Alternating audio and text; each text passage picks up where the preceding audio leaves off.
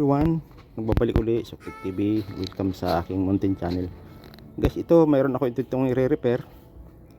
Yan, ano pala to? Industrial pan, Hanabishi.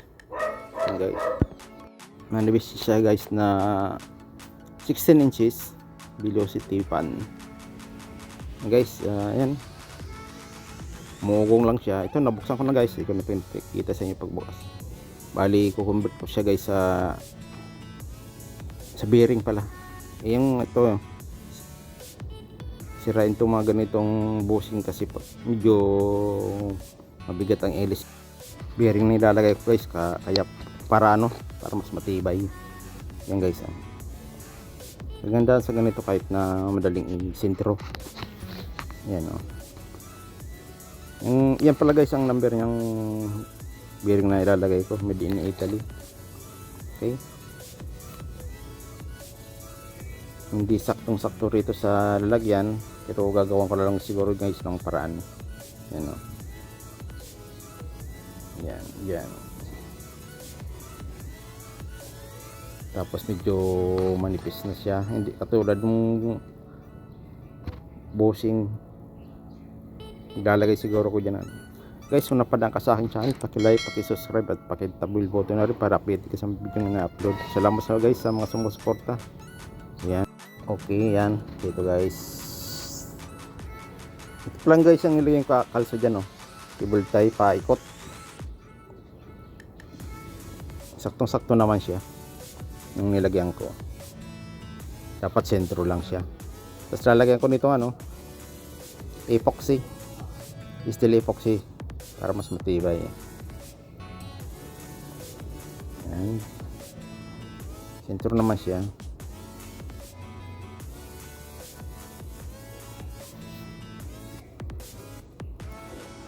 Yan guys, nalagyan ko na, hindi ko lang pinuno pagilid kasi pagka nagpalit dali lang tayo. Pero matibay na yan kasi yan, pasok na pasok yung nilagay guys. Yan.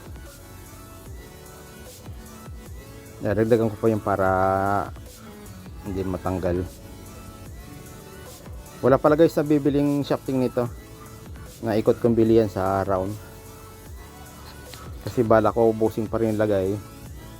Nung wala akong nakita, naisipan kong ilagay guys yung bearing. Meron na bibiling shafting, iba maiksi, hindi magkasukat. Ito medyo makapal to guys,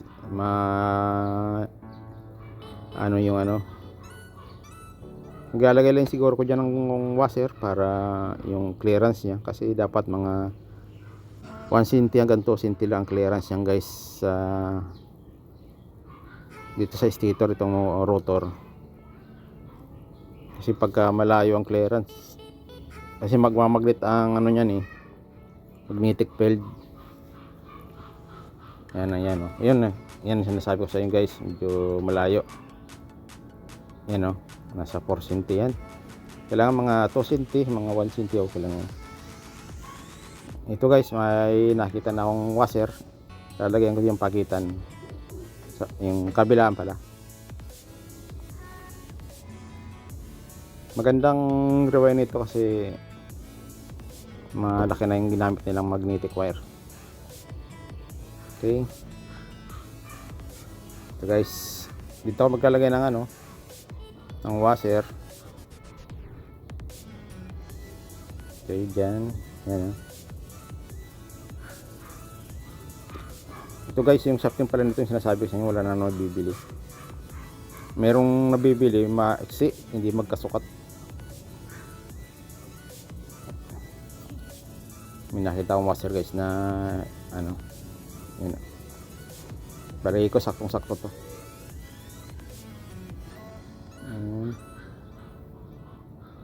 Mga ganitong electric pan to guys, industrial pan na to. Hanabishi high velocity pan pala. Ang bago nito nasa rin Treke, mayroon to na yun sa online. Kaya mahal, sayang guys. Ganito natanso lang to na magbubuti kasi marami rin makukuha nila dito tanso Meron ako dating ganito guys, binili. Ninakaw dito sa bahay. Ito pala guys, mga bigay lang to sa akin ng mga followers ko guys. Dalawa tong ganito guys, gagawin ko ano. Dalawa tong ganito, binigay sa akin. Sayang nga yung ganito ko dati dito ninakaw eh. Pero hindi ko pa na-convert ng bearing. Guys, maraming salamat sa inyo mga subscribers, mga datihan, maguhan. Hindi ko yung may isa shout out sa inyo mga idol, mga master, mga kabayan.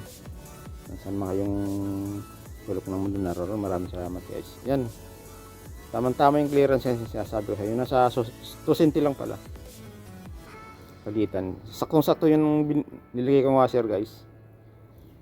Yan. Bali, may gumawa na nito, naka-bypass na guys. Nasirang ano nito, ang tawag dito, ang thermal fuse. Yan o, kaya may wire dito kulay itim. Tatanggalin ko yan guys, lalagyan ko rin yan ng ano, thermal fuse. Okay na guys, oh. Malakas, yan o. Yung sinasabi ko sa hindi siya higupin yung rotor, yung shafting. Pag ikot niya, ikot agad. Pagka medyo ito guys, yung sabi ko sa inyo, tatanggalin ko tong yan, may nakita na akong ano, ilalagay dyan na thermal fuse.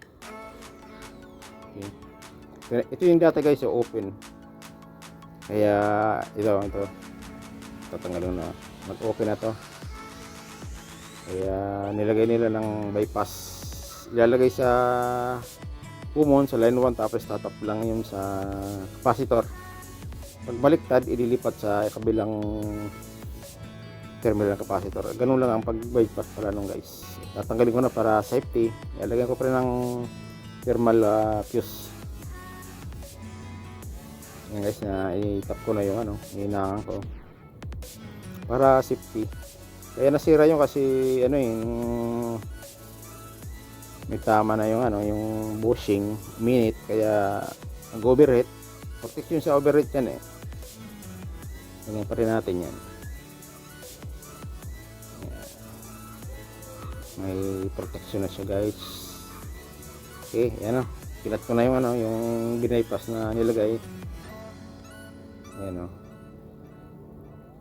Sa line 1 yan, sa common. Tapos nakatap yan sa ano eh, capacitor. Ayan na, okay na.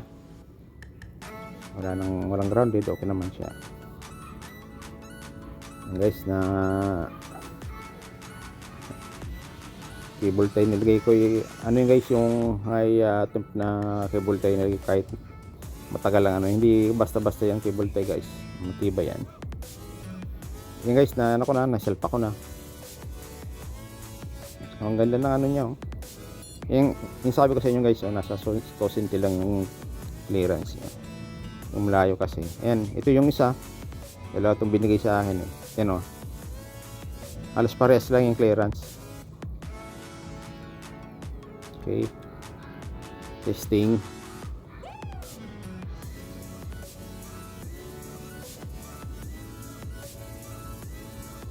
Ayan, umano na guys. Ito yung cover plan nito. Napaka ano, kalawang guys. Pipinturahan ko yan bago ilagay. Yan, okay na guys. Swing, walang problema yung mechanical. Yung dati niya, malaki pa lang bushing nito guys. Yan, pipinturahan ko muna yan guys bago ito yung ano, ilalagay ko dito sa kabila guys. May cover na siyang washer. Tingnan ko sa dalawa mas maganda. Okay naman yung isa kasi ano yan eh, kahit na hindi sentro, nagkusang mag-align. Ayan o. Yan guys, grabe, pinturahan ko muna yan. Yan guys, na pinturahan ko na sa inyo, hindi ko na pinakita pag pintura. Ayan o, nagmukhang bago.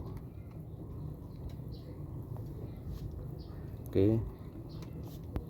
Yan o, ang lakas. Bagay talaga yung bearing na inilagay ko.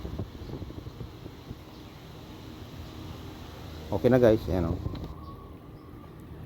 May kalakihan para tong electric pan na ito guys. Okay, ayos na. Mukhang bago na siya. Maraming salamat guys sa mga nanonood, sa mga sumusuporta. Maraming sa inyong lahat. Okay na guys, ganun lang. Salamat sa panonood. Thank you for watching.